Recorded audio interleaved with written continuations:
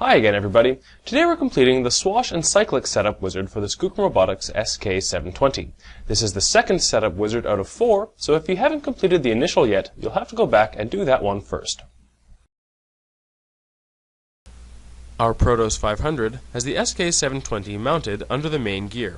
We've mounted the center servo in front of the left and right servos, and our 120-degree swash plate is set up accordingly.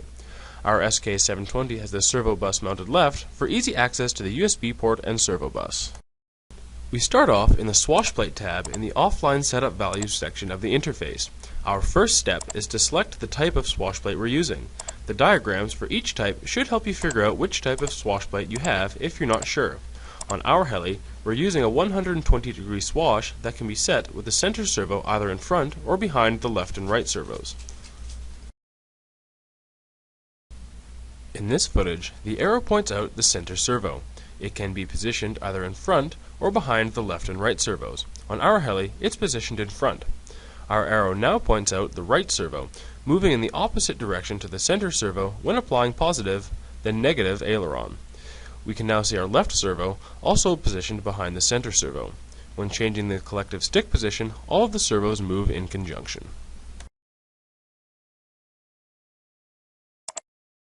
Remember, don't forget to send your setup whenever necessary. Once you've set your swash plate type and sent your setup, turn on your transmitter and receiver and set your trims and sub-trims to 0. Now that the servos are connected and moving, we'll set the servo directions. The video on the bottom right shows incorrect swash movement for collective control inputs.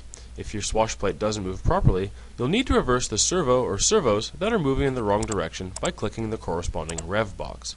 The video now shows proper swash movement with down on the collective stick moving the swash plate downwards. Once the collective servos are synchronized, we'll move onto the cyclic servos. For our particular swash plate, it should move like so. Now that our servos are properly synchronized, we're going to set our servo trims. To start, center your collective stick.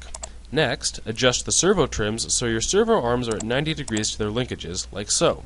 A 1% adjustment in trim will result in a 1% change in your servo's travel, so you can fine-tune your servos as much as you like. Once your servos are 90 degrees to their linkages, mechanically adjust the linkage arms until the swash plate is level. By the end, your swash plate should be completely level with your servo arms still at 90 degrees. I've determined the servo trims in advance for the sake of time, but you should take the time to make sure your trims are well set up so there's no adverse effects on your heli's handling. Next, we're going to zero our blade pitch. Keep the collective stick on your transmitter at 0 and, while using a pitch gauge, mechanically adjust the blade linkages until your blades have 0 pitch.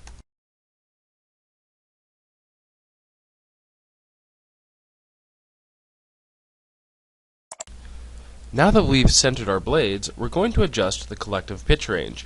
To do this, measure the min and max ranges for your blades and adjust the collective mix as necessary. We start by measuring the pitch at 0 collective, then measure the pitch at full collective.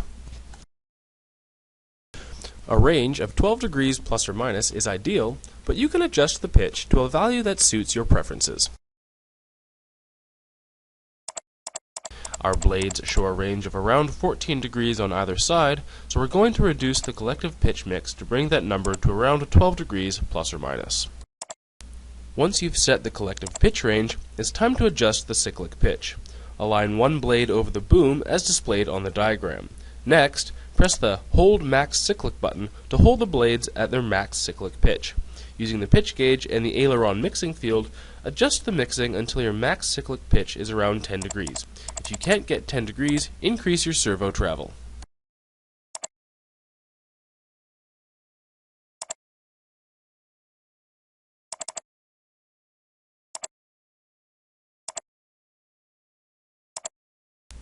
You can adjust your servo travel by selecting Advanced in the Interface option of the Preferences menu.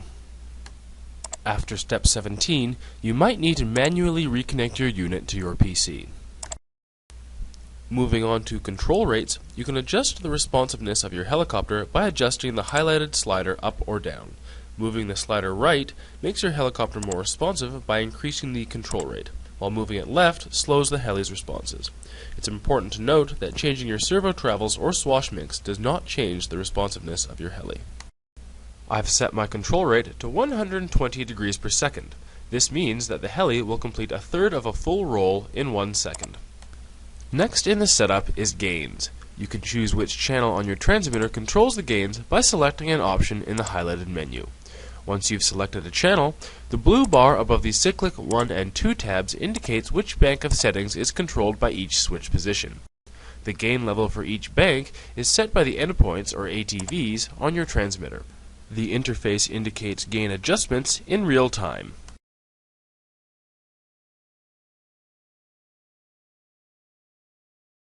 As well, you can lock the overall gain setting on each bank by using the highlighted checkbox and slider. Locking a gain setting doesn't need any adjustment on your transmitter and can free a channel on your transmitter for other uses. For specifics about the self-leveling feature, have a look at our self-leveling specific video. That's all for the Swash and Cyclic setup. Tune in to our next video for the tail setup wizard.